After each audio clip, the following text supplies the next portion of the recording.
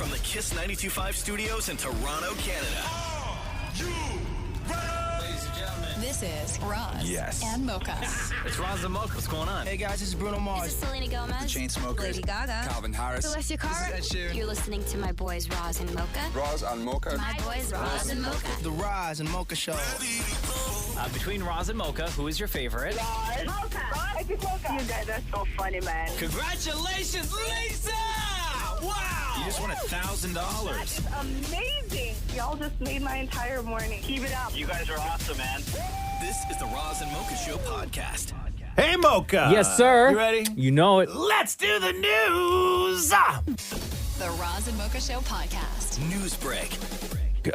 Jelly Roll's wife, Bunny XO, is celebrating her 1-year anniversary from retiring from sex work. Bunny previously announced last March, saying, just officially shut down my spicy site. What a fun ride that was. And then earlier this week, she marked the anniversary by saying that I was so scared to let go of that part of my life and leave behind the money I was making. Wasn't sure how I'd make up that part of my business, but I had faith and let God have it. And he made sure I made it back tenfold. Jelly Roll and Bunny first met back in 2015, and then they got engaged in 2016 and decided to get married that very same day in Las Vegas. Wow. Yeah. Big up Jelly Roll. Big up Bunny. There you go. And that means that, like, she was still doing that stuff for a good portion of their marriage, I guess. Yeah. No wonder Jelly Roll wrote all them sad-ass songs. Right? Right? Yeah. Some of his songs are sad. The Roz and Mocha Show podcast. Toronto Blue Jays are bringing back the Looney hot dogs. Hey! Yes! Okay. Look at Maria. What, Maria? Disgusting.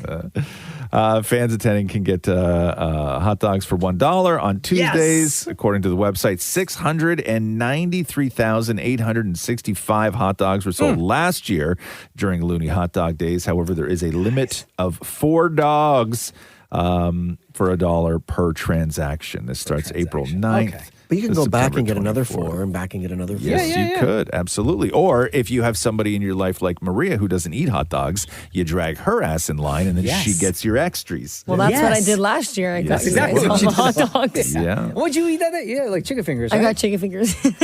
They're good too. The Roz and Mocha Show podcast. Ariana Grande is sitting down with Zane Lowe on Apple Music talking about her new album, Eternal Sunshine, and gets emotional while talking about the, I guess, trajectory of her career. Oh my goodness, what a gift to be able to make this art. And for so long, I think I was in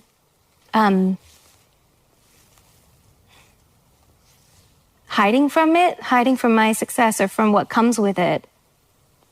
And it was really impacting my ability to be able to love what I do for a long time. Oh my God, I don't want to get choked up, but yeah, it was really making me resentful, I think, for a little bit of time. And I don't feel that way anymore. So I feel like I'm able to let go of that and enjoy it. And I feel really proud and grateful for that. Sorry to go there, but it feels very different. The Boy Is Mine is a reimagined version of Brandy and Monica's track. I don't remember this song at all. Do you have it there? Oh, you know this song. Do I?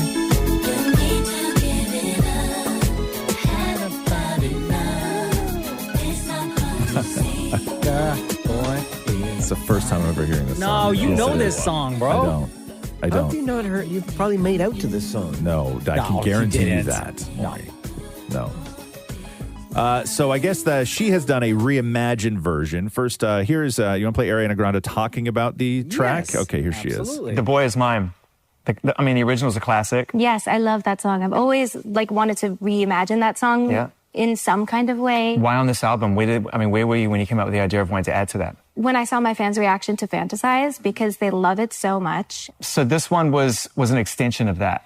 In a way, I think I kind of was like, this is a very bad idea, I think, but there is a large group of my fans that really, they do love a bad girl anthem, and this is kind of, I think, an elevated version of that.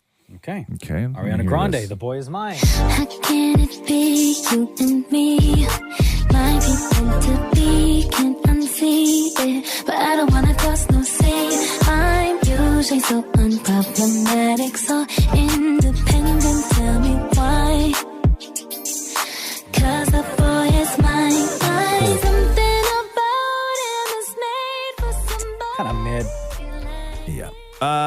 Ordinary Things is a track. First of all, there's no features on her record. It is just all Really? Ariana. The only guest star that she does have is her grandmother, who appears on a track called Ordinary Things.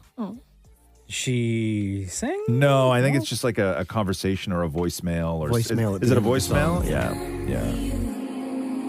And when he'd come home and I'd see him and this gets off that train, it was like God Almighty arrived. It was like seeing daylight. I mean, I could have packed up and left a million times. You know, it's not that we never fought. Can you play? We got no time for you, man. No, it's funny. I love the woman. Don't get me wrong. Is there like a song that you can play that is going to turn people onto this record? Because so far, We could go pop all the champagne in California. We could have omakase in Tokyo if you wanna. Hypothetically, we Like, this was better than The Boy Is Mine. what's this one? This is Ordinary Things, the one that features her grandmother. Yeah. What else you got? Anything? Hold on, let me see what else. It's all pretty slow. Is it? Yeah. This one's called Eternal Sunshine. We both know I couldn't change. Okay, then there's My boy, it's Imperfect for You. hand, throw your guitar and your clothes in the box here. Does it pick up? I want to see if it picks No, up. it doesn't pick up.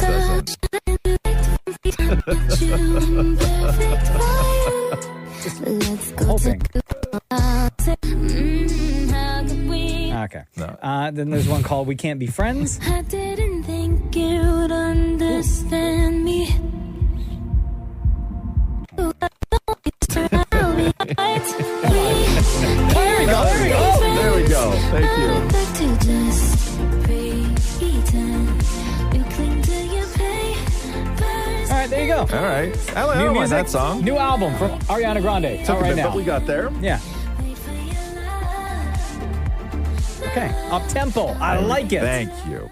The Roz and Mocha Show podcast. So after Just for Laughs, Montreal was canceled because they're going through the creditor process and bankruptcy and everything else. It was originally announced that Just for Laughs Toronto was fine because it was run by a different group of people, but they've now canceled the Just for Laughs festival in Toronto as well for the fall. So, no. Yeah. They say that That's been like a staple. I know. Like both Toronto and Montreal. Yeah.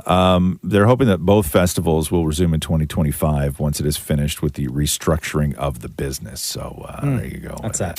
The Roz and Mocha Show podcast. Sam Neill, you know him. He was the star of the first Jurassic Park. Okay, sure. The guy, was he their dad or their uncle or something like that? He was the one with the... No, he was just like was he the archaeologist. The archaeologist? Yeah, And then, yeah, so yeah. whose kids were they? They were the grandkids of the old man. Oh, that's right. Yes. So he's the archaeologist. Mm-hmm. And he was talking about the London premiere in 1993 when Jurassic Park first dropped. And how his 10-year-old son farted on Princess Diana. So listen to Sam Neill tell the story. There was a royal premiere in London, and it was a sort of fortuitous occasion. You don't get to sit beside Princess Diana every day, but my son was sitting on the other side here, and it was kind of unfortunate because once it starts getting exciting, it's about 45 minutes in. He was so carried away with things. He was about 10 years old at this point. He started to fart unreasonably. Was it audible? I did not see that coming. No, it wasn't that audible, but it was very, very marked. And there was a sort of draft through the cinema, and it was all drifting in the princess's direction. Oh no! And I was there in my dinner suit and my bow tie and things, sweating like crazy because I thought the princess is going to think it is this little boy here. Did you rat him out? Did you say I'm sorry? That was not me. No, I couldn't. Oh no, you can't do That's that. my favorite line, and it cuts so deep is when he says that his kid started to fart unreasonably. The kid was just like, that is. I got ammo, Dad. That is an unbelievable way to describe that. Shouldn't have fed me all that broccoli. Started to fart unreasonably. Too much fiber. The Roz and Mocha Show podcast. Sharon Osbourne talking about James Corden. James Corden was one of the names after Ellen came out, where all her staff was like they didn't like her, and then the same thing happened with James Corden. But Sharon Osbourne really doesn't like James Corden, and she was on What's their beef? I think she just hates the guy. So Celebrity Big Brother is happening right now in the UK, and they take celebrities, and they're only in the house for like 5 days. But still, when you're in that environment, you just sit around and talk, and you forget that the cameras are on. And listen to Sharon talk about James Corden. People they know or people they've met, we always take the mick and say, oh, if you drop the names, I'll pick them up for you. I tell you who does that. James Corden. He does that all the time. Yeah. I go to him, I really like your shoes, and he goes, yes, Stella McCartney. I'm like, I didn't ask you who made them. I just said I like your shoes. But he constantly throws out names. He always is. When he got to America, he was, played the LA game really well. Kissing all the right people. Oh. Anna Wintour. Oh, she loves him. I know that. Yeah. Loves him. Wow. But who loves Anna Wintour? Exactly, Anna Wintour. I think she's the C word. Yes, she is. And Ellen DeGeneres. She's a dog. So, and at the very end, they go, and what about Ellen DeGeneres? And she goes, Oof. so. Wow, Sharon Osbourne. Yeah, dude. I did that when I was in LA. I went to, they test the house for Big Brother. Mm-hmm. And we were there. We did a whole day. It was hours and hours, like 17 hours or something like that, where they run you through some of the games and the room, the house, to make sure everything works before they put contestants in it. And I was there with a bunch of other reporters, and we were there for the entire day. And then you do a voting ceremony and all that other stuff they do. But when you're there, you legitimately, like, I remember leaving going, oh my God, what did I say to these people that I didn't even know while just sitting in the kitchen talking? But can you see the cameras around, or they just hide them? They're really hidden, well? but you don't realize it because you have nothing to do other than sit around and talk. Oh, and you can't be on your phone or and I was anything. saying stuff about people I work with and like all this other, like nothing really bad, like stuff you would say to a stranger. But it was stuff where I was like, oh my God, that's on tape now. Yeah. Like you just forget and you just have these conversations. And what about like the other people? Were they that you were talking to? Oh, were they saying things that made you surprised? Yeah, but they felt like, to me, they had nothing to lose. And then I got played. They hated me in that house. They only voted off one person out of the 8 people that were in there. No. And it was unanimous for me to vote me out. Yeah. Well, still stings, eh? Yeah, it hurts a lot. The Roz and Mocha Show podcast. Academy Awards last night. Oppenheimer won Best Picture, Best Director, Best Actor. Best Supporting Actor went to Robert Downey Jr. I'd like to thank my terrible childhood and the Academy in that order. I'd like to thank I'm a veterinarian, I meant wife, Susan Downey over there. She found me a snarling rescue pet, and you love me back to life. That's why I'm here. Aww. Thank you. And I'm just going to say this. My entertainment lawyer, Tom Hansen, of 40 years, the half of which he spent trying to get me insured and bailing me out of the hoosegow. Thanks, bro. Avery X in India, this one's for you. And at the end, I was like, who in the hell is Avery X in India? right? But it's his kids' names. It's Avery, Exton, and Indio. Oh. To me, it sounded like he said Avery X in India. Like, I'm like, is this like somebody who he talks with online? Like a weird, like a fan, like a super fan that he just became friends with? Yeah. Like, Yeah, I didn't know. Can you play the end of that back? Because it really sounds like he says Avery X in India. Thanks, bro. Avery X in India, this one's for you. Yeah, Avery X in India, this one's for you. Yeah, but it's not. It's Avery X and Indio. I was reading an interview with Robert Downey Jr. where he said that the most important movie that he's done in the past 25 years was The Shaggy Dog. What? Because it was in like 2006, I think it was. And that's because that was the first movie where Disney was willing to insure him. Oh, okay. And then it sort of led the way for Iron Man, right? So it was the Shaggy Dog is the one that got him back into big studios. Billie Eilish and her brother Phineas hit the stage for What Was I Made For? I used to float, now I just fall down. I used to know, but I'm not sure now what I was made Sounds good. Beautiful. Yeah. Beautiful. All I can see is like Margot Robbie crying right now. And of course, they won, making Billie Eilish the youngest Academy Award winner to win 2 awards by the age of 22.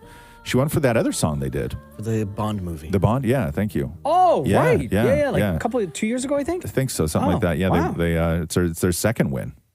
I had a nightmare about this last night.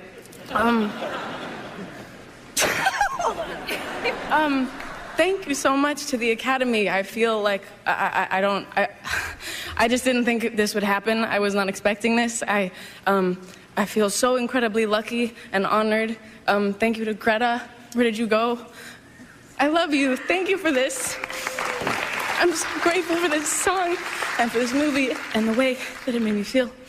And this goes out to everyone who was affected by the movie and how incredible it is. And I want to thank my team and my parents. I love you guys so much. Thank you, Paul Wachter. Thank you, Enon Kreitz. Thank you, Mark and Andrew, for making the song with us. Thank you to everybody. Yes, Margot, of course. Lucky Chap, Tom. Thank you to our parents forever and ever and ever. Thank you to my best friends, David and Rat, for listening to all my music. Thank you to Claudia for listening to all I my want to music. thank my best friend Zoe for playing Barbies with me growing up and being by my side forever. I want to thank my dance teachers growing up. I want to thank my choir teachers, Miss Everybody. Brigham. Thanks for believing in me. Miss T, you didn't like me, but you were good at your job. And thank you to the Academy. Thank you, Joe Marinelli. I love you. Wow, no more best friends from back in the day, you want to think? No. And now, do you think when she referenced that nightmare at the beginning that was another Christian Bale dream? Remember she said that? Yeah, Last week that she dumped a guy because Christian Bale showed up in her dream? He probably showed back up and was like, yo, guess who's Bazak? The Roz and Mocha Show podcast. Tenacious D, Jack Black's band, released the full cover of Britney's "Hit Me Baby One More Time" for what movie is this? Kung Fu Panda. The new Kung Fu Panda movie. Which was number 1 this weekend. Oh, baby, how was I supposed to know that something wasn't right? Oh, baby, I shouldn't have let you go. And now you're out of sight. Show me how you want it to be. Tell me, baby. Sure. 'Cause I need to know now. Because my loneliness is killing me. And I must confess, There you go. That's Tenacious D. You have to watch the video for it. Is it good? It's him kicking and jumping around. Is he the panda in it? Or is it Yeah, Jack is it Black in it? Is it animated? No, he's Jack Black. Oh, is he? Yeah, and it's like, with footage of him dancing around the carpet and everything. Yeah? I love that. Baby. This is so good. He's a funny guy. Yeah, he's great. He's the best. And the song sounds good. Good for Jack Black. Yeah, it's fine. It's Tenacious D. Fine. And this is in what? Kung Fu Panda 4. Love it. There you go. The Roz and Mocha Show podcast. Academy Awards last night. They went back to something they had tried years ago when presenting the acting awards, which is they had 5 previous winners come out on stage, and then each of them would say something nice about one of the current nominees. And it was really beautiful when the women did it, and it was super awkward when the men did it. And it's 100% because why? Because dudes are just cavemen. Men don't talk to men like that. Women talk to women like that all the time. Yeah. But men don't talk to men like that. Like there was only maybe like 1 or 2 where it really felt like it was sort of from the heart when the guys did it. But when the women did it, everybody was like bawling, and it was so beautiful. But Emma Stone won for her performance in Poor Things. Here's Emma Stone with a torn dress. Oh, boy. My dress is broken. I think it happened during I'm Just Ken. I'm pretty sure. Oh boy, this is really overwhelming. Sorry, okay. And my voice is also a little gone. Whatever. The women on the stage, you are all incredible, and the women in this category. Sandra, Annette, Carrie, Lily, I share this with you. I am in awe of you, and it has been such an honor to do all of this together. I hope we get to keep doing more together. I don't know what I'm saying. Oh my God, I'm totally... Okay. The other night, I was panicking, as you can kind of see. Happens a lot. That maybe something like this could happen, and Yorgos said to me, please take yourself out of it. And he was right, because it's not about me. It's about a team that came together to make something greater than the sum of its parts. And that is the best part about making movies, is all of us together. And I am so deeply honored to share this with every cast member, with every crew member, with every single person who poured their love and their care and their brilliance into the making of this film. And Yorgo, thank you for the gift of a lifetime in Bella Baxter. I am forever thankful for you. Thank you for inviting all of us to be members of this team. Thank you. There you go. And so her dress was torn at the back, right? And then this was Emma Stone in the press room talking about the dress. Just would like to, little levity, check on the dress. Yes. They sewed me back in. Oh my God. Right when I came back, they sewed me back in, which was wonderful. I genuinely do think I busted it during I'm Just Ken. I was so amazed by Ryan and what he was doing, and that number just blew my mind, and I was right there, and I just was going for it, and, things happen. So when a situation like that happens, right? Yeah. Does Emma Stone have her own wardrobe people there, Yes, or does the Academy it's hers. have wardrobe people there to help her? She's nominated for Best Actress. It's her own people. But that Catherine watched that movie Poor Things. I don't even know what it's about. So it's crazy. First of all, Is it sad? I'm not here to watch it's no sad movie. crazy. It's crazy. So it's about a woman, I guess, who jumps off a bridge. God, and then, what? And then some doctor replaces her brain with the brain of her unborn child. What? And so she develops. She's a full-grown woman, but then has the brain of a 3-year-old. But then, like, it gets super sexual, and like guys like fall in love with her and stuff like this. But then they're like, she's got the brain of a 3-year-old. Like, it's a whole. This movie's crazy. Poor thing. Right? Crazy. See what you did there. I'm not watching it. No, I try. No, I'm not. I have no interest in seeing that. But apparently she was really great, and I don't know. The Roz and Mocha Show podcast. Josh Brolin was hosting Saturday Night Live over the weekend, and during his monologue, talked a little bit about that poem that he wrote for Timothee Chalamet. Oh, the love letter, yes. basically? I've been directing, I've been writing a lot. I wrote an apparently super creepy poem about Timothee Chalamet. I don't think it's creepy, but you be the judge. Lights. Your face is etched by adolescence. Your cheekbones jut toward what are youth-laden eyes that slide down a prominent nose and onto lips of a certain poetry. I mean, it's weird, yeah, but I don't want to sleep with him, but that's what I do. I write poems about everyone I work with. It's just, like this week, I wrote a poem about Keenan. Keenan Thompson? Yeah. What's that you say now? I remember we were rehearsing, and I was looking at you, your face, and I just got inspired. Lights. Oh, no. I look at you with your ageless face and slide down furrowed brow onto sultry eyes. Then jumping off onto your sugar cookie cheeks into the divots of your laugh lines awakens in me a symphony of desire, to which I can only say, what up with that? Yo, that's great. Hey, is Kenan Thompson now like the longest running castmate on SNL? I think ever. Yeah. Ever, right? Yeah. Like he's been on that show. He is that show. I don't know. When did he start? When was Kenan? I can't imagine SNL without Kenan Thompson on it. No. The Roz and Mocha Show podcast.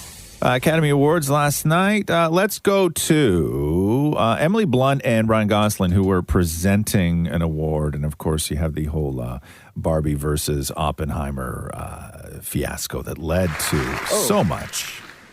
Hello, Emily. Wow. Bit of a frosty hello. Oh. Not at all. No, I'm just happy that we can finally put this Barbenheimer rivalry behind us. That's right. That's right. Here's Ken and Kitty.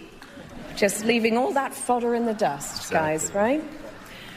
And the way this award season's turned out wasn't that much of a rivalry, so just let it go. So... It's true. You guys are doing very well. You know, congratulations. Thanks. But you know, I think I kind of figured out why they call it Barbenheimer and they didn't call it Oppen Barbie. Why? Well, I think you guys are at the tail end of that because you were riding Barbie's coattails all summer.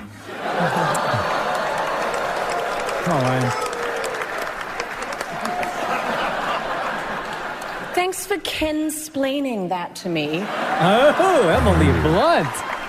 All right, mister, I need to paint my abs on to get nominated. You don't see Robert Downey doing that. You're kidding. Robert You're Downey kidding. did not paint his abs on. This is insane, Emily. This has got to stop. We have to squash this. Okay, anyway, there you go. A bunch of nonsense. And Ryan Gosling did perform I'm Just Ken. It was a huge production. Yo, I'm not going to lie. I love that suit that he was wearing. Yeah. It made me think of Roz's wedding. My wedding. Oh, yeah, I wore a pink suit at my wedding. Doesn't seem to matter what I do. Always number two. No one knows how hard I try. Oh, I have feelings I can't explain, driving me insane. All my life been so polite. I'll sleep alone tonight. I'm just kidding. Now, was this the most anticipated performance you think of the night? It was the last one. Absolutely. Yeah. Slash It was on guitar. great. Yo, big up our guy, Simu Ryu, as well. All the Kens were out there. Yeah. Helping support. Yeah, and yeah, Slash was there from Guns N' Roses. I didn't know that he actually played on the actual song. No, he doesn't. Does he really? Yeah, he does. He does the guitar stuff because the story went that Mark Ronson, and this is another crazy part of this story, is that Mark Ronson was saying, for as giant of a movie as this was, and how sort of marquee they had to know the Ken song was going to be, he had 3 hours to record that with Ryan Gosling, apparently. No, really? Yeah, apparently that the way that the schedules worked and everything else going on, that he had 3 hours, and then he had Ryan's vocal track, and then he sent that to Slash and was like, yo, you want to do the guitar on this? And Slash was like, uh-huh. Wow. And then they made a masterpiece. Yeah. How was Slash not featured in the Barbie movie, like during the song? Yeah, I don't know. Like, that would have been amazing. Yeah, I don't know. But yeah, all the Kens were there. And all the it was, Kens were wearing ties that were paying homage to Marilyn Monroe's Gentlemen Prefer Blondes. Oh, were they really? Is that the deal? The exact same ties. There you go. Fun fact. The Roz and Mocha Show podcast.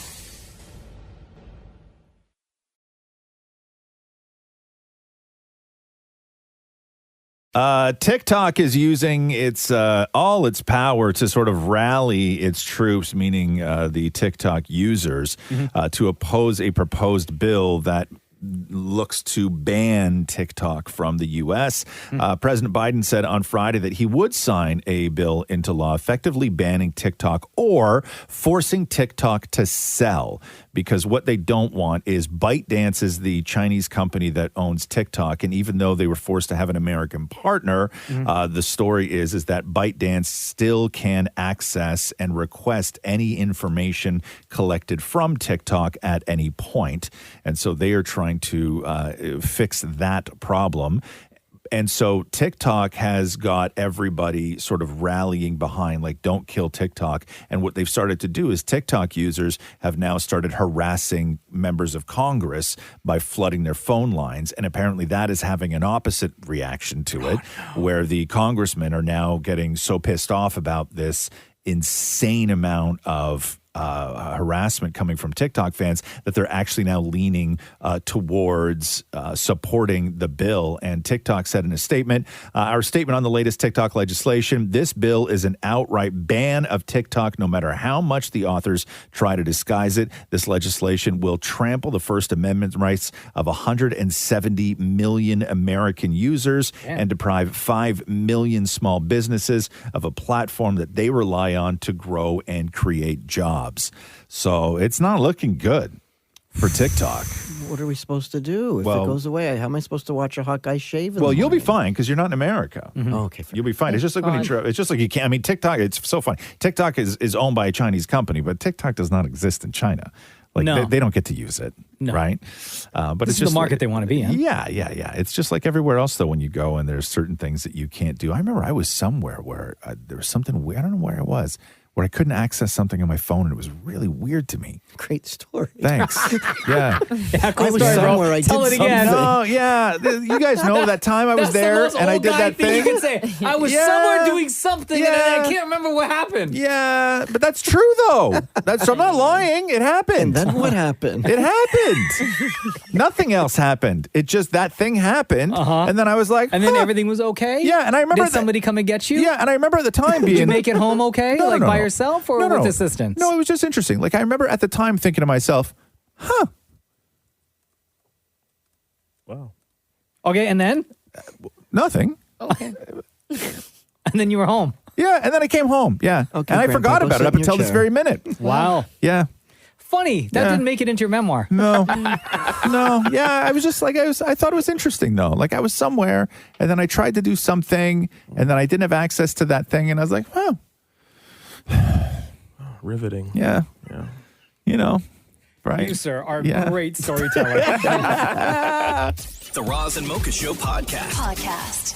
Toronto Blue Jays have revealed their new team slogan. This will be taking over for the previous one, which was Next Level. So like that one. This one, Mocha, is To the Core. Oh. You don't like it? It's all right. I mean, it sounds cool when they say it. Like, they did like a whole commercial for it and stuff. Oh, did they? Yeah. Maybe I got to hear the commercial. Play it. At our core, who are we? The sum of our parts? Nah, we're more than that. There's nobody like us. At our core, we are built to win. Relentless in our pursuit of greatness. Who are we? Blue Jays to the core. Okay. No. See, when he says it, it sounds That's what I said, right? When he says it. No, but he's not going to be the one saying it all the time, though. To the core. Maria, you have a face like you just smelled a bad smell. I don't know. It sounds like a Gatorade commercial. I don't. Oh, damn. Maury, huge Blue Jays fan. Your I thoughts? love this. I You didn't do? like Next Level. I love this. How did they work Next Level into it? What was the? Because we're Next Level. We're our fans are Next Level. The Blue Jays are Next Level. Now, our fans are to the core. I mean, you could say it the same way. The problem with these slogans is you can really only use them up to a certain point.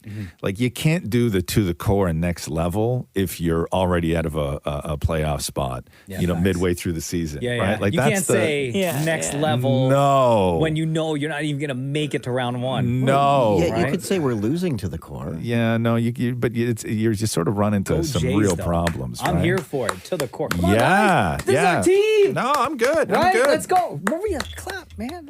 Oh, Jesus. That's sad. Let's move on. Wow. Holy moly.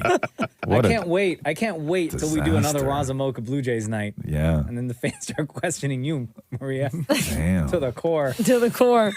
The Roz and Mocha Show podcast. As of April 30th, Airbnb hosts around the world must remove indoor security cameras and disclose other outdoor monitoring tech to guests before they book. Airbnb previously allowed hosts to install security cameras in common areas inside the home, like hallways and living rooms, but it also required hosts to disclose them, make them clearly visible so you can't hide it, and keep the cameras out of places like sleeping areas and bathrooms. Obviously, it's a big enough concern that several companies have now started making noise monitoring tech that Airbnb users can use to make sure that they don't party too hard or there's nothing going on. I understand it, but I'm never staying in a place, even if they disclose that there's a camera inside, the common area, the living room, family room, whatever. Right. I'm not staying there. No. You dumb? No. And Verbo has already banned the use of video and audio surveillance inside their properties. So, I'm cool if you got a Ring cam or a Nest cam, whatever, outside. Yeah. Right? Yeah. Any cameras indoors? No. No. I'm not down. I didn't think that you were allowed to do that up until because I don't think I've ever stared at it. I mean, I stayed at one Airbnb. I've personally stayed at one Airbnb. Yeah. And I didn't even look for cameras. I guess maybe I'm just so used to hotels that when you pay somebody to stay somewhere, I don't assume anything like that. When we got to the Airbnb, I didn't even check. Yeah. Right? Yeah. But I guess people do. Yeah. Hide them and and all stuff. over, I don't know, correct me if I'm wrong, Maria, but I've seen stuff all over TikTok. Yeah. Of people with little devices, when they get into their Airbnb. Those are garbage. And no, but or to check all those the light. No, the light all those videos are garbage. and- All those videos are garbage. What about every the one when single the girl, one of them? when they moved the mirror in the No. bathroom and there was a tunnel? No, every single one of those Yeah. They videos went is inside. garbage. No, that one's real. No, God. Or if they put the cameras behind the mirrors. Yes. Yeah. Real. Seen that? Bro, those are so real. No. All those. You tell me. All those what all about those. the tunnel behind the mirror? Oh God. And it went into another room. Yeah, that was a hotel though, right? Wasn't it? I saw that video. Garbage. All those videos. It was garbage. real. Prevented me from staying there. The Roz and Mocha Show podcast. Millie Bobby Brown addressing concerns that she's losing her accent. She was talking to, I don't know, some guy named Max Bellegrade. And, yeah, I don't know who that is. I don't know. But he's all over this thing. So I assume that they were either friends or he's a podcaster or something like that. But here she is back again in full English accent. So, I'm an actor. Oh my God. I grew up in the public eye. Yo, that's full. Yeah. How the hell I just got here from Britain? So, I'm an actor. I grew up in the public eye. I grew up in America. I come to set and I'm an actor and I adapt. And so I want to mimic people. Agreed. I can't help that when I'm around my fiance or when I'm around people like Jimmy Fallon who have a very American accent, I want to replicate 100%. it. And now I'm in England, I want to replicate that. I don't do it intentional. And I'm Nope. sorry if it offends you. Yeah, grow up. Okay? But listen, I'm trying my best. She's Millie Bobby Brown and she can speak how she wants. I'm trying my best. I think the response is a little over the top there. I don't think people are outraged. It was just kind of curious. You were just asking questions. You don't got to yell at us. I can get what she's trying to say, though. Yeah, she's fully Enola Holmes here, Yeah, right? yeah. But she's not trying her best. That one was right. That felt like she was putting on the accent. Well, a she little was too talking much. to somebody who was English. Yeah, but when she says trying her best, what does she mean? Because if you were trying your best, right? If you were on Jimmy Fallon or Jimmy Kimmel, you would talk fully in American, but she was sort of slipping in and out. If that's her best, Nah. I don't know. but a little bit of an overreaction, I would say. Nobody wanted to hurt you, right? Nobody was calling. It was just hey, yo. Here's the thing that we noticed. Yeah, we just noticed. That's it. Just want to bring this to your attention. Yes. And she's all like, hello, this is my real voice. Anyway, there you go. The Roz and Mocha Show podcast. Now that people are getting closer to going into space for recreation and they're talking about moving people up there and building these space stations and colonizing and everything else, because they know people and they know exactly how people will act regardless of where you put them. They've started training space detectives to solve murders in zero gravity.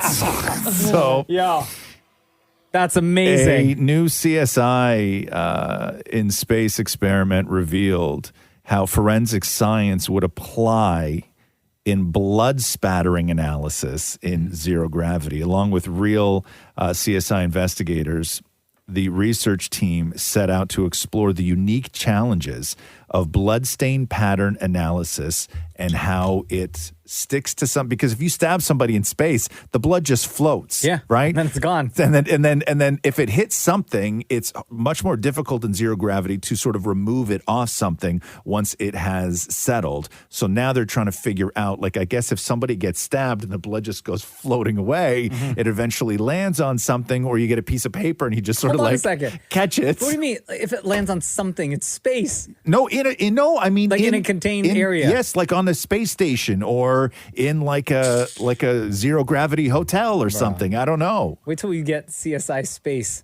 I'm telling you, space detectives. Will they still use luminol? No, because it's blood. Yeah, they can't. Right? They're trying to track how it like Somebody how it, call Gil Grissom. I don't know. Get him on like, the case. I don't know, man. Space detective seems like a real cool job, though.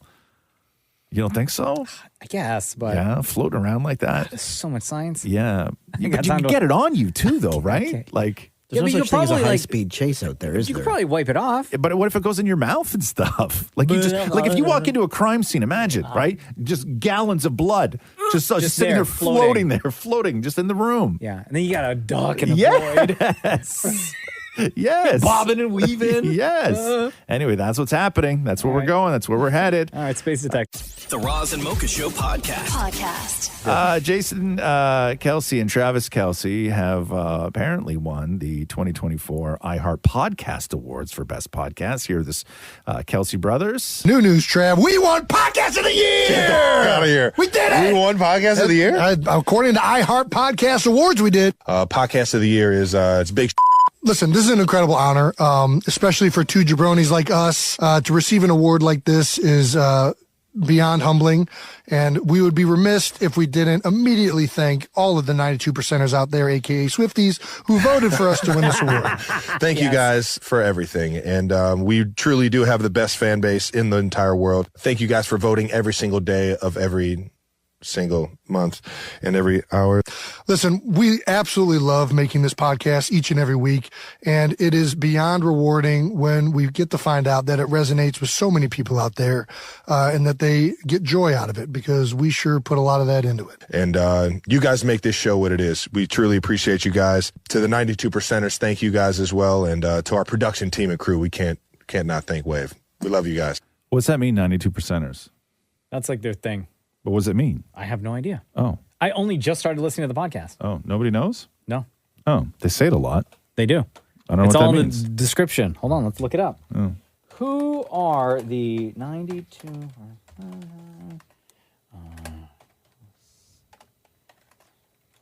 Oh, it refers to a football play. Calling That the a new- quarterback sneak works 92% of the time. Yeah. Which makes sense because, yeah. Oh, right. You know what? When you The need guys just in my 1 football yard group in a chat were football just game. talking about that the other day, but Ah, I the group forgot. chat. Yeah. I don't even know why Maury and Shem and everybody else bothered to look it up. I didn't. I was waiting for Mocha to tell me in the group chat had There it. we go. Okay, Yeah, cool. sorry guys. It just bypassed. The Roz and Mocha Show podcast. Listen, everybody, go easy on your moms today, okay? They're having a rough day. Because Eric Carmen died. Eric Carmen was 70. From South Park? Eric Carmen, no, Cartman. That's Cartman. Eric Carmen. Oh, Carmen. Eric Carmen died. He Who's was that? 74. He was part of a group called the Raspberries, but he is very well known for this.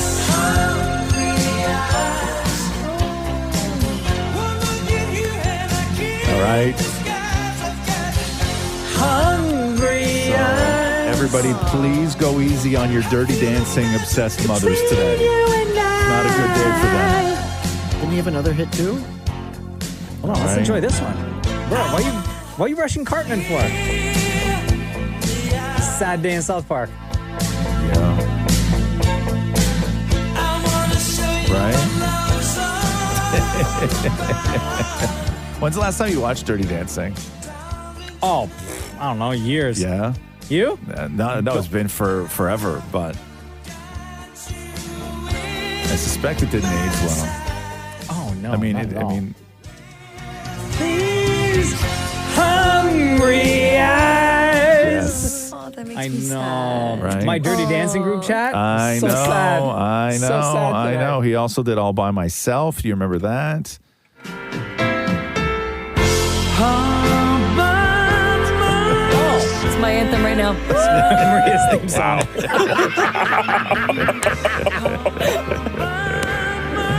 So, R.I.P. to Eric Carmen. The Roz and Mocha Show podcast. Jimmy Kimmel back on the air last night with his big post-Oscars show, talking about the sort of logistics of getting John Cena out there nude, where he appeared to be naked. Clap. We'll pause for applause. Yeah. There we go. Look, he looks good, man. The guy works out. Looks great. The Birkenstocks and everything. So here is Jimmy Kimmel breaking down exactly how they managed to pull that off. Getting this on the air, of all the times I've hosted the Oscars or the Emmys or anything, no comedy bit has ever received more scrutiny than this one. There were meetings and side meetings, there were emails, there were intense discussions about the size of the envelope and whether we needed to Velcro it to John's body. We had to fill his crack and have socks, and various testicalia was discussed. But I want to thank John for being such a good sport. And I want to apologize for nearly killing our Department of Standards and Practices.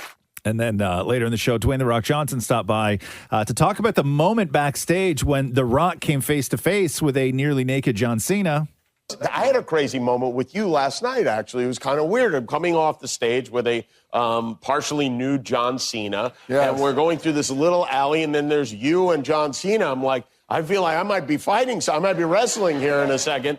And I feel like you guys, I thought about it afterwards, you really missed an opportunity to promote WrestleMania by attacking each other in that moment on a folding chair, a smash, something like that. But a half-naked John Cena isn't the guy who I want to attack in that moment. You want him fully naked? I want I need him fully naked before I attack him. That was his joke, by the way. That wasn't. Don't give me credit. I wasn't kidding. There you go. The Roz and Mocha Show podcast. Shaggy revealed yesterday. I mean, I saw this video, and I don't know, is it the first time he's talked with a normal voice? Has he done this before? But people were blown away when Shaggy sat down and did an interview to talk about the inspiration behind the now iconic Shaggy voice. Yeah, one time, Mr. Lover. Yeah. But I got this voice by mocking drill instructors in the military. Look at Maria's face. In the Marines, the drill instructors would go, "Hey, boy, drop and give it 20. Let's go, boy." And I would mock them as a form of joking because it motivated, your platoon. I just sang that song in that voice because, it sounded cool. And all of a sudden, "Oh Carolina" blew up, and now I'm faced with a situation that I'm going to have to sing every song like that. If you listen to songs like "Big Up" or "Mompy," those songs are sung in a different voice than "Oh Carolina." "Girl, if you fall down, your both expense" is a different tone. It is not the same tone as I would on, "Oh Carolina." What a lot of people may not know is that Shaggy was in the Marines in the early 90s. Yeah, but if he's talked like this before, why was this so surprising to people yesterday when this video came out? I think because there's a whole new generation of people who know the Shaggy songs, who don't know the story of the voice, right? That's why somebody like what's that, Maury? He's talked normal when we've talked to him. Yeah, which is why somebody like Maria is super shocked, right? Because of course he made reference to the song "Oh Carolina." God, this sounds good.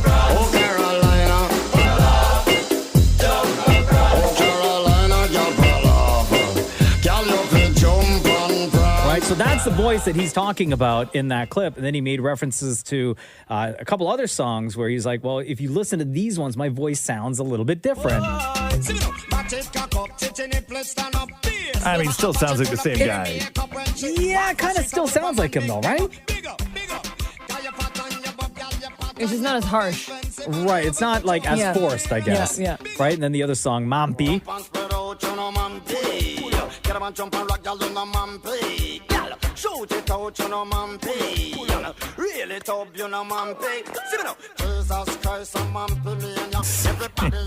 Right. And then, of course, everybody knows this song.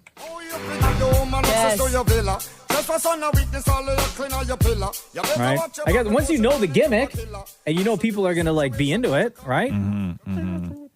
But I've heard him do, like, he's been on red carpets before where he talks like the Shaggy we all know, not in like a regular voice. Like, he'll crank it up though, right? Sure, because he knows. Yeah, that's interesting. He But knows. people He knows really, the audience. people were really blown away by that yesterday, man.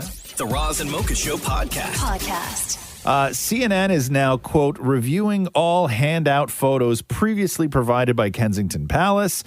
This is after an expert talked to CNN saying that the photo that they released of Kate with the kids, that all the news agencies killed because it had been photoshopped. One of the experts at CNN had on said that it was unlikely that there was ever a single image, meaning that the entire thing was manufactured or manufactured to a point where there is no source material for it, because the palace could have killed this entire story by just releasing the unedited photo. Sure. Right? But now they're in a position where it looks like they're hiding something. So like Kate wasn't there, like the kids weren't there. Everything in that photo was placed, or it was Photoshop? Or it was somebody else sitting there, and then they put Kate's face on it, or From they an old Vogue magazine. yeah, or they manufactured, a lot of it to sort of make it seem that way, where all they had to do was just release the original. But if they haven't done that, that means the original doesn't exist. And the problem was this never would have been an issue had they just left it on social and then let everybody else just use it on social. The problem was that the palace issued it to the news agencies.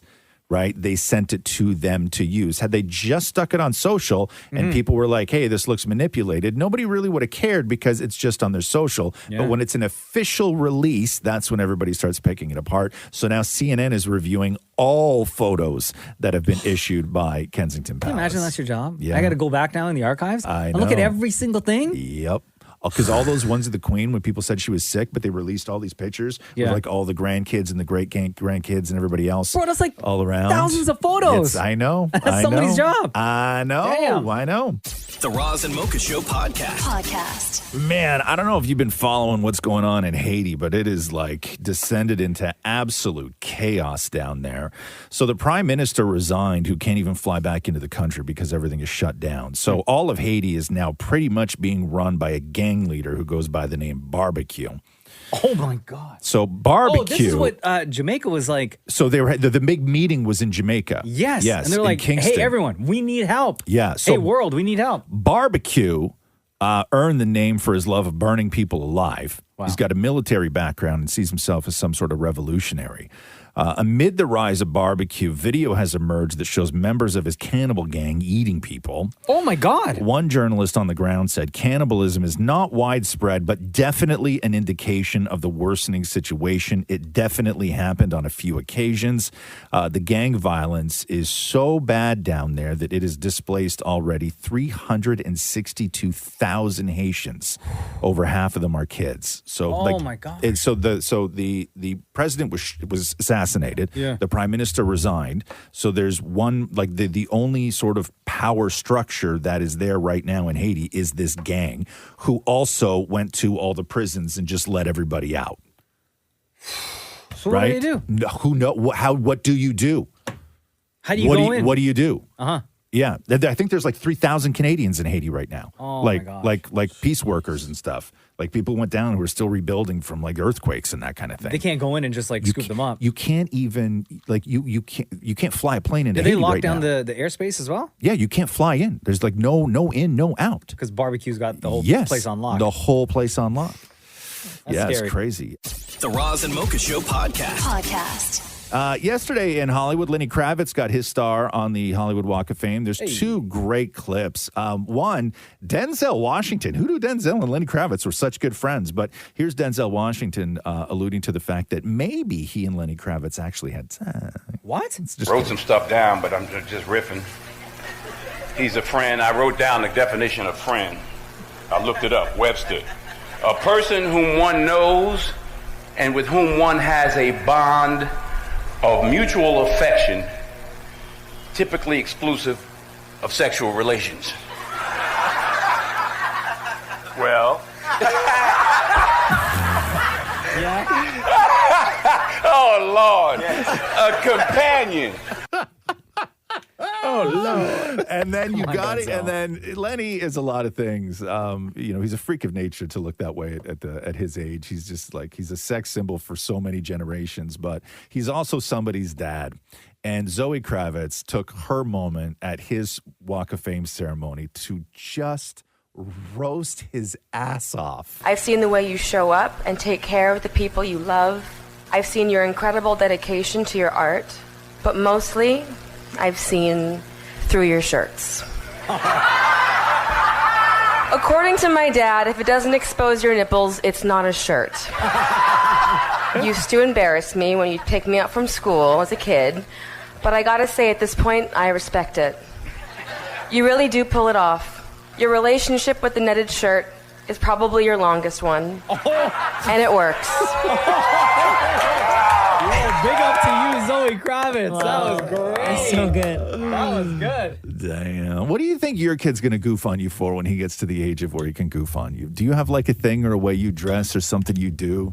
I don't think so. That in years from now he's going to goof on you? Yeah? I'm the cool dad. Yeah? Yeah. You want to make fun of your night terrors? I'm the dad that all the other dads want to like emulate and be around. Because I know I have stuff, definitely, right? That Rox makes fun of me for. But I think, knowing you the way I know you, I think that if there's going to be a thing that when your kid becomes a teenager that he may flame you for is that you tuck your ears into your baseball hat. No. You don't think so? No. He's not going to do that. I say Not my sweet boy. I say when your boy's 15, your ear's out. No. You don't think so? Not my sweet boy. No? Never that. No. Bro, I get flamed so much in my What house. was the last thing that your kid, she's 14 now. Yeah. Roxy, what was the last thing she hit you with? Oh, it's always that I can't see. It's my memory. It's my I had a pair of pants on the other day that were a little too tight, and when I got up, I fell back onto the couch. And then I sat there and I had to reach forward and hold the coffee table with both hands to lift myself up. Bro, that's why you never skip leg day. Bro, I'm telling you, I get flamed. Every single thing I do, I get flamed. So it's basically like being in here. Yes. The Roz and Mocha Show podcast. Hey. I was just reading this article about how tanning is back all of a sudden. This young Gen Z generation. Did you just say love it, Maria? I love tanning. Are all about tanning. I find it boring. It's kind of boring. The quote was, "I'd rather die hot than live ugly." That's the quote. Yes. Rather die hot. But yeah, no, tanning is huge. And Kim Kardashian, remember when she showed off her tanning bed in her office with like no shame? Yeah. Never mind. Remember, Gen Z is, and they were talking about Bradley Cooper's tan at the Academy Awards. Like he looked like he was chocolate. That guy looked like an Easter bunny. Hello. What about the guys from Jersey Shore? Yeah, but that was back in the day, though, right? Like we're past tanning now. Like nobody tans now. When they were doing, I remember, like when they first started Jersey Shore, and they're doing like the introductions of everyone, right? Yeah. Pauly D, even back then, before he got famous on the show, had a tanning bed in his room. Yeah. Already. Yeah. Love the tan. It's crazy, I know. Ryan Gosling, who always looks beautifully tanned, is down at South by Southwest for the Fall Guy, his new movie. Oh man, I can't wait for that movie. It looks so good. On the red carpet, it's interesting. He never, Like Ryan Gosling's one of these guys that just never says anything like personal. And I don't just mean like about his wife and kids, but just even like how he feels about something. Like they're trying to get answers out of him just about how amazing the performance was at the Academy Awards. I'm just Ken, right? Just like how amazing it is, like minor detail stuff. And he's still so sketchy. First of all, you killed it. I mean, how was the response been? I mean, is it wild to see the global love and response to your big Oscar sensation? You know, what can I say? It was, the Barbie party had to come to an end. There was time for one last song. I tried to end it on a high note that I could barely hit. I mean, have you seen how people are reacting to it? It's been like a global phenomenon. I'm so happy everyone had fun. I mean, what went into that? I mean, what was the preparation and the training and rehearsal process like? Yeah, we put, we did, we did it. It was kind of fast, but we had some time. I had to give it to just, Anyways, whatever. It's a terrible clip. Hold on. But like, do you think it like he's just over everything Barbie because it's been in his life for so long, and then like the movie blew up, and like that's the only thing he's getting asked about? No, I think that he is just so he knows anything he says is going to go around the world, so he tries to say the absolute bare minimum 100% of the time. Right? He's more talkative when his sister's with him, by the way. Yeah, really, yeah? That was his sister at the Academy Awards That's with him, right. And Yeah. she goes with him everywhere. It's sort of like a comfort blanket. Oh, really? Didn't know that. An emotional support sister. Yeah. I like that. The Roz and Mocha Show podcast. Christopher Nolan's final payday for Oppenheimer, taking into account his salary, his back-end compensation, his box office escalations, and the bonus that he got for 2 Academy Awards. When it's all said and done, Christopher Nolan's payday was $100 million.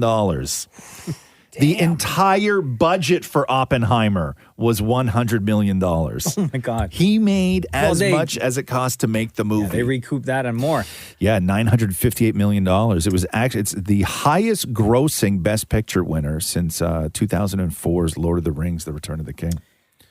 So how does that work? Do they, in their contract, is there something that says if this makes it to, because there's no way to predict when a movie is going to get nominated, right? How do they figure out that he's going to get a bonus for winning an Oscar? Oh, because it's in the contract. It's in the contract, Oh, right? absolutely. Okay. So it'd say if this movie makes it to the Academy Awards and wins, what? Like, would it be stipulated? Best Picture. Best Picture, yeah. And then given the actors, Robert Downey Jr. and Cillian Murphy, they probably have a bonus for Academy Award as well. Like, do you get it like the moment you win the Oscar, like your phone dings and it's like TD Easy Web, like your payment made? Auto deposit? Yeah, I'm sure it's quick though, because hey, if I won an award that my bonus was like, I don't know what, like $15 million, I'd be calling them the next day. Yeah. Yo, where's my money at? Yeah, right? I better see that. I better see that money.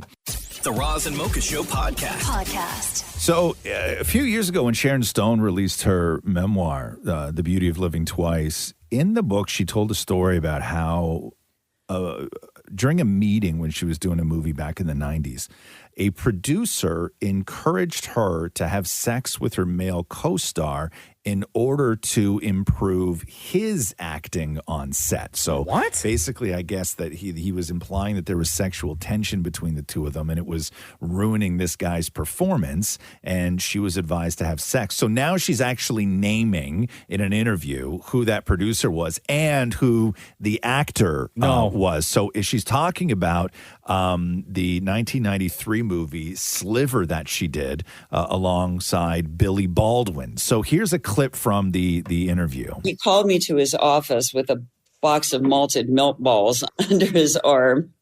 And, he had those very low, like 70s, 80s couches. So I'm essentially sitting on the floor when I should have been on set. And he had the spout of the milk balls box open. And the milk balls are falling out of this malted milk ball container, rolling all over the floor. And he's running around his office in his sunglasses, explaining to me that he slept with Ava Gardner and I should sleep with Billy Baldwin. Because if I slept with Billy Baldwin's performance would get better. And we needed Billy to get better in the movie because that was the problem. And if I could sleep with Billy, then we would have chemistry on screen. And if I would just have sex with him, then that would save the movie. And the real problem in the movie was me, because I was so uptight and so not like a real actress who could just him and get things back on track. And the real problem was that I was such a tight ass. You know, I'm just sitting there watching the malted milk balls roll all over the floor, thinking about how he wouldn't listen to the list of actors that I suggested for the part. And why, you know, they expect me to go from Michael Douglas to Billy Baldwin. And, you know, I didn't have to Michael Douglas. Michael could come to work and just know how to like hit those marks and do that line and rehearse and show up. And now all of a sudden I'm in the I have to people business. Wow. So Billy Baldwin responded to this. And he said, not sure why Sharon Stone keeps talking about me all these years later. Does she still have a crush on me, or is she still hurt after all these years because I shunned her advances? He goes on to say, I have so much dirt on her, it would make her head spin, but I've kept it quiet. Wonder if I should write a book and tell all the many, many disturbing, kinky, and unprofessional tales about Sharon. And he goes on to say that he also had a meeting with that same producer where he begged him that to allow Billy to take control of the sex scene in Slivers so he, quote, he wouldn't have to kiss Sharon. So I guess he's saying that Sharon was coming on strong with him and that he didn't even want to kiss her in the movie. Well, somebody's telling the truth and somebody's lying. Did you see that movie, though? You remember Sliver? No. No, you never saw Sliver? Damn. It was an erotic thriller. Back in the 90s, man, they used to crank out those erotic thrillers, huh? What's it called? Basic Instinct. Oh, yeah. Oh, classic. You don't get a lot of those anymore, erotic thrillers. You looking it up? It's where they live in this apartment building. And I guess maybe he gets obsessed or she gets obsessed or one of those things happens. A woman moves into an exclusive New York City apartment building that she soon discovers houses tenants with all manner of shocking secrets. Yes. Shocking secrets. It was a great movie. I've never seen it. The Roz and Mocha Show podcast.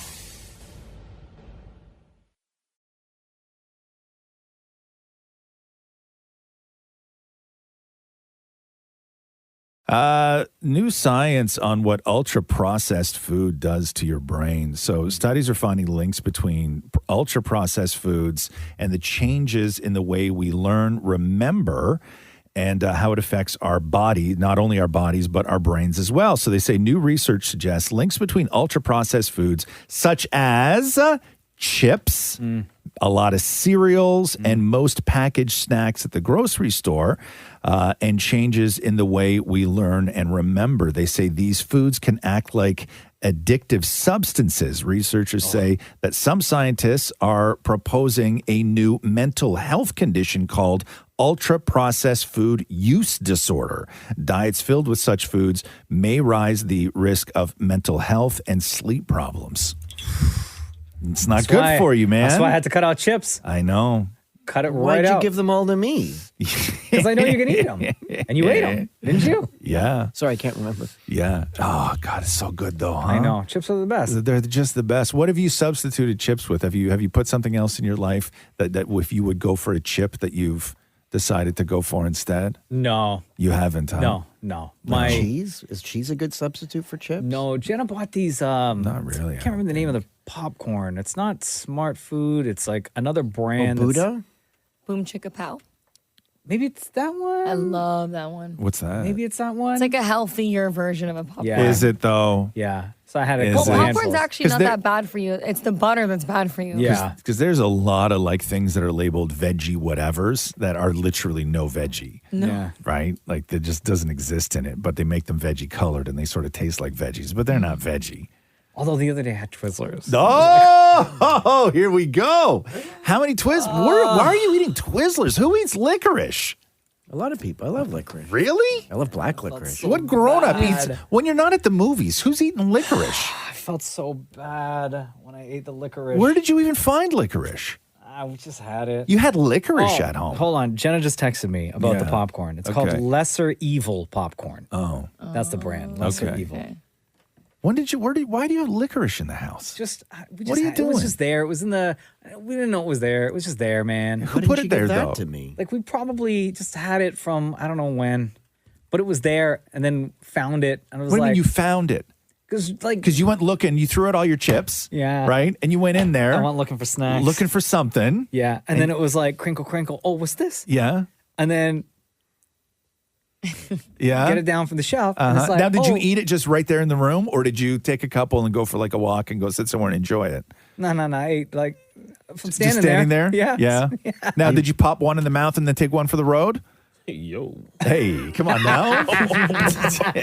Yeah, then I went back later. You did. Yes. Yeah. And is it still there today? Not anymore. Jenny's listening. Exactly. Exactly. The Roz and Mocha Show podcast. Uh-oh. What? NSYNC.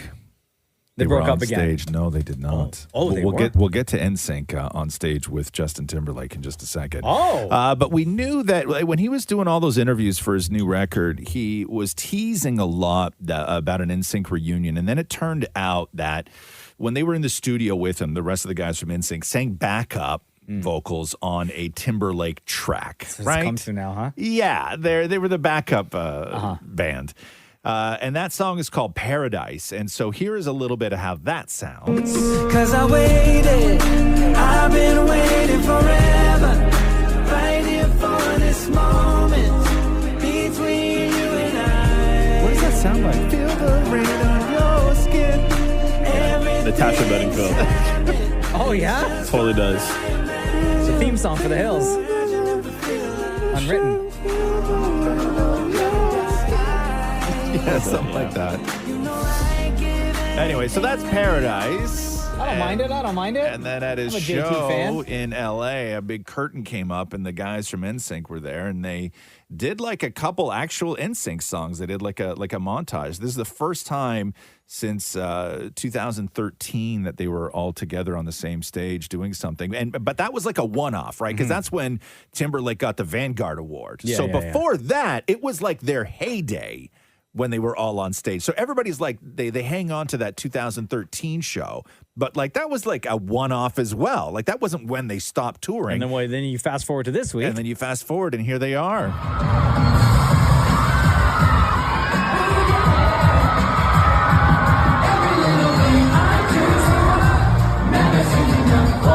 How'd they look on stage together?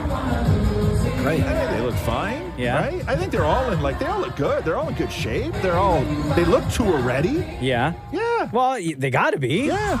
JT will bring them on tour with them. Right? Yeah. Like he's got the tour kicking off next month in Vancouver. Yeah. So I'm sure there's going to be a few dates where NSYNC join. I doubt it. Because You don't think so? No, this is still his pre-promo. Yeah. Right? The one thing that I will say, though, that there wasn't a lot of choreography. Like, it was sort of basic choreography. Got it. They weren't really giving it because I don't think they had that much time to rehearse. So go back to they this were song. all like, it sounds like something. I just don't know what the song sounds like. Like a Beyonce song or something. It's very anthemic like that. And the album comes out tomorrow. Guys, I got a great idea. Oh, no. Oh, God. Yeah. Who wants to hear my idea? No. If we're getting a new NSYNC song, we haven't got a new NSYNC in forever. But, Not since Better Place from the Trolls movie. But NSYNC all on stage together. It was sort of like watching One Direction back in the day. Because remember how One Direction was a boy band that didn't dance? Sure. So they all just sort of wandered around the stage doing their own thing. Yeah. Like at one point last night when they were all on the stage, they did the, I know this sounds like an old guy thing. But? They did the stools.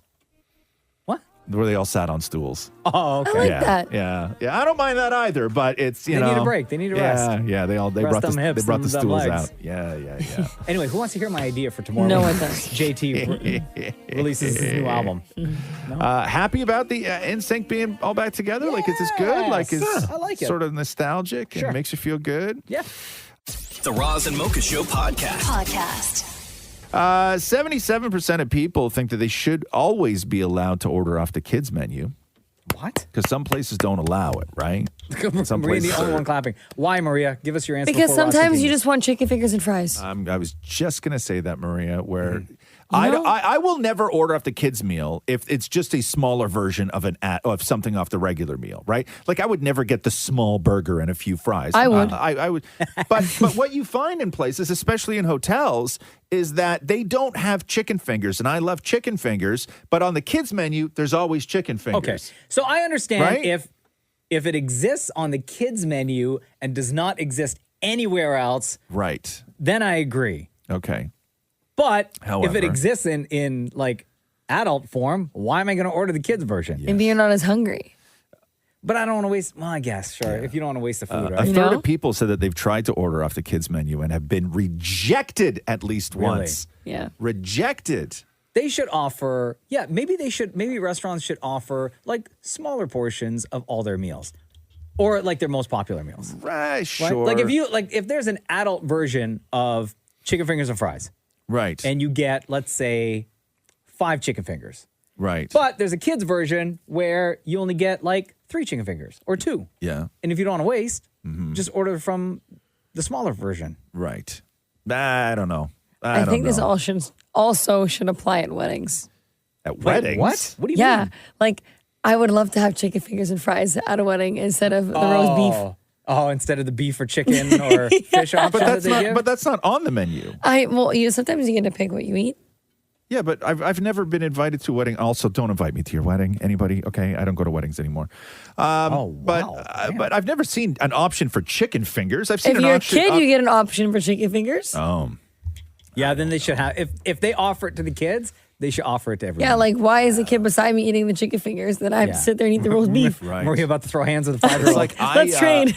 When I go, if the very rare times that I do go for breakfast, I will always try and substitute home fries for French fries. Really? Yeah. But it's like basically the same thing. No, because it's like the potatoes, and I don't want that. I want okay. fries.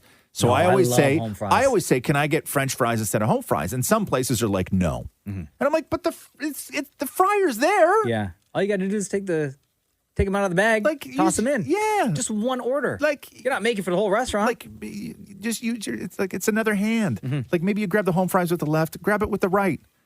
Right? Toss it right in there. Shut up. Anyway, kids menu, huh? The Roz and Mocha Show podcast. Don Lemon's mad at Elon Musk. So I guess Don Lemon, Maura, can you look right now how much Don Lemon's payout was when CNN fired him? Because he got a massive payout. So Don Lemon was fired from CNN, and he's just sort of been sitting around. And then I guess he did one of these deals with Elon Musk to do like the Don Lemon show on Twitter or X. $24.5 million. Thank you. So his payout from CNN was $24.5 million. Wow. And this guy's looking for work, right? Why? Ego. So he does this deal with Elon Musk where Elon Musk is like, yeah, you can do one of these shows like, what's his name? Tucker Carlson and everybody else, right? So Don Lemon is like, okay, well, let me interview you. And Elon's like, okay, cool. It's my platform. Let's do an interview. And then Don Lemon takes clips from the interview and runs to CNN his old spot to play the clips before it airs on X. And so Elon Musk just cancels his show, like full stop. So here's Don Lemon all pissed off. Hi, everyone. Elon Musk is mad at me. And I just put out a statement about what happened between him, me, and the interview that he is apparently so upset about. But make no mistake about this. This is going to be my first episode of the Don Lemon Show this coming Monday, March 18th. So make sure you tune in. This does not change anything about the show except for my relationship with Elon and X. And there's a whole lot that went down, and I'm going to tell you about in the coming days. I know, though, that many of you were not happy that I was doing this in the first place, and you told me so. I just want you to know that I did this deal because not only do I believe in free speech, but I believed that this was the best possible chance for the work that I'm doing to reach the largest amount of people. And he's not banned from X or anything like that. And Elon said, listen, you can still monetize like everybody else does when they do a show. You just can't run the interview? No, we're not going to guarantee your money because he was going to guarantee him money, right? But he's just like, I'm just not going to give you your money, but you can still do your show. You can do everything. Like, Can he still run this interview, though? Yeah, of course. Oh, okay. He can do whatever he wants with it. It's his interview. It's just he's not getting the guaranteed money from Elon anymore. which is like, boo-hoo. Yeah, like, what are you going to Go back to your 24.5 mil payout, you, sir. Thank you. Mr. Lemon. Thank you. Like, why? Like, you're still so thirsty for attention that you get $25 million from CNN and you're like, my Twitter show, right? Yeah. Like, it's so crazy to me. I don't even know what Tucker Carlson got from, what did he get when Fox fired him? That's got to be up there, too. Oh, he probably got. That has to be up there. He probably got like 50, 60 mil? Has to be up there. And he's doing his show on 787.5 million. What? No. There's no. That's what Fox was sued. That's what because of Carl's 20 million. 20 million. So you got 20 million. Wow. And these guys sitting around doing their Twitter shows. I'm gonna go get fired from there. Yeah, I think we all. I think we should all go get fired. Is Rogers going to pay us like in the millions if we get? Thank you. Can I say some stuff right now? Yeah. And I'll tell you, more people listen to this show than watch Don Lemon's show. Yeah. That's fact. Mr. Lemon? Yeah. What you got? 0. Nothing. Lemon. The Roz and Mocha Show podcast. Post Malone teases a new song, and it might be from his upcoming, I guess he's doing a country album. Is that the It's like deal? Beyonce? Yeah, it's song's called Missing You Like This. Yo, fire already. Fire.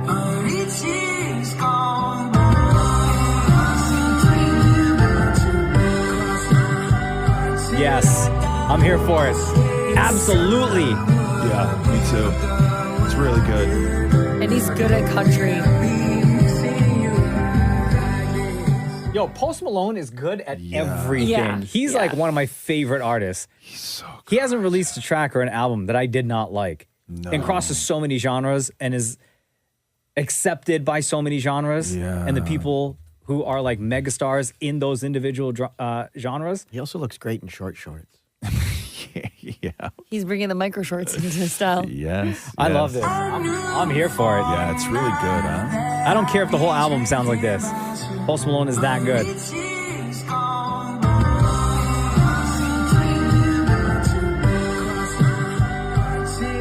Do we know when the album's coming out? I don't know anything about it. I just got this clip. I hope he does more country stuff with like Morgan Wallen. Sure. I'm down for the Party. collabs. You think that they would sound good together? Post Well, Malone and Morgan Wallen? I love the song "Pick Up Man" that they did together. They did at the. Oh, they the did a country- song together already? Yeah. It's called "Pick Up Man." It's super country. Is it country music Yeah. awards they did? Yeah. April 19th is the suspected release. Amazing. That last album was so fire. I know. I would love to hear Post Malone and Casey Musgraves. You don't on want the to same drop on track. April 19th, bro. Why? That's Taylor Why? Swift album day. Stay clear of that. Oh, right. Yeah, Posty ain't going up against Taylor Swift. Nobody is. I'm just gonna sit there and play it all day long. Try to go up against Swifties Yeah. for Post Malone. I like. Can you play that again? I got more stuff I want to do, but I'm going to listen to the song.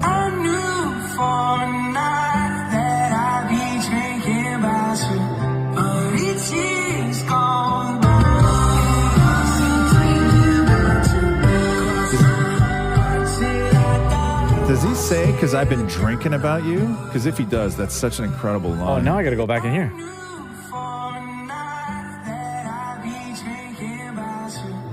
No, I think he said dreaming. Oh, Hold I was on. like, that is such a country line if he says, I've been drinking about you. Oh, now I think he says Drinking drinking. about you. Yeah, you're right. I've It been is drinking about you. Yeah, that's such a country line. Oh, my Yes. God. New Post Malone. I'm here for it. The Roz and Mocha Show podcast. Yesterday, the U.S. House of Representatives passed a bill that would force the owners of TikTok to either sell the company or else it will essentially be banned from the United States. Here's Nancy Pelosi. This is not an attempt to ban TikTok. It's an attempt to make TikTok better. Tic-tac-toe. A winner. A winner. Ooh. And here is Representative Raja Krishnamurthy talking about how this type of bill actually isn't that new. Our intention is for TikTok to continue to operate, but not under the control of the Chinese Communist Party. Secondly, this divestment requirement is not new. It's not without precedent. When the app Grindr, a popular LGBTQ app, was acquired by a Chinese company, and the United States government determined that sensitive data of LGBTQ members of the military and U.S. government officials got into the hands of the Chinese Communist Party, they required divestment. This happened quickly. Why? Because Grindr was a very valuable social media company. The same is true with regard to TikTok, and there will be no disruption to users, just as there was with Grindr. So it passed in the House. Now it's got to go to the Senate, and then we will see what happens, I guess. Okay. Yeah. I don't know. It's big business down there, though, because you can't make money on TikTok in Canada. They don't have the creator fund here, right? So, but people in the States, you get the creator fund. So much money. Yeah, so it's big bucks. The Roz and Mocha Show podcast. I have never really thought too much of Jason Derulo. I mean, he's sort of fine. Like I've seen him at a show one time, and he seems like a nice enough guy. And I think that if you would go to a Jason Derulo show, You'd have a good time. You'd have a good time. He's a great entertainer. Great songs. I'm a little puzzled as to why he was booed when he told fans mid-song that he had to go pee. Like, the man was on stage and he just, like, he had to pee.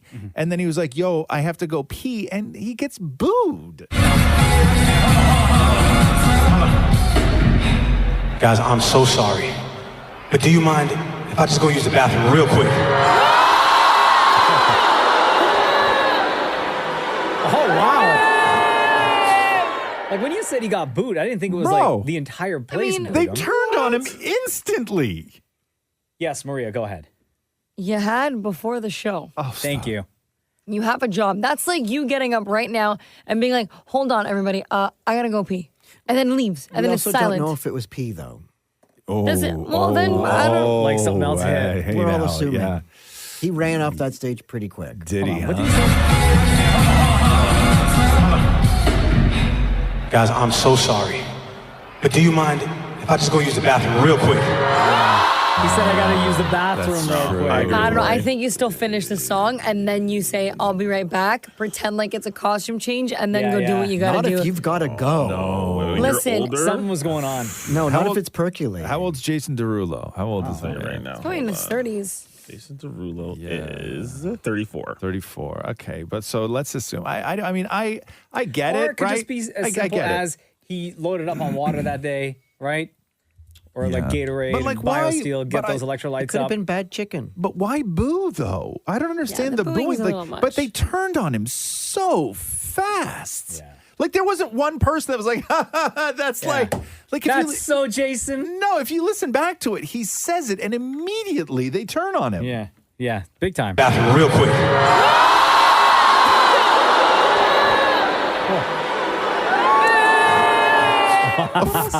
So can I make a prediction? Yeah. I bet you he was filming like mid-show for a Pepto-Bismol, and we're going to see that later on. There's no. No way. Why would you also cheer when somebody says they have to go to the bathroom? Well, no, because you'd be like, yeah, okay, Yeah, go ahead, do your Yeah, thing. do your thing, man. We'll hang here for 2 minutes. Sure, I can. What am I going to do? Right? Like, I think they should have just cut the mics and pretended something happened. Yeah. what? Like he died? No, like, he died. like I there's a- agree with Maria. no. He could have just left, and then because artists now or bands, whenever they do like a song switch over, they costume change or something, stage change, they take off for like 3-4 minutes.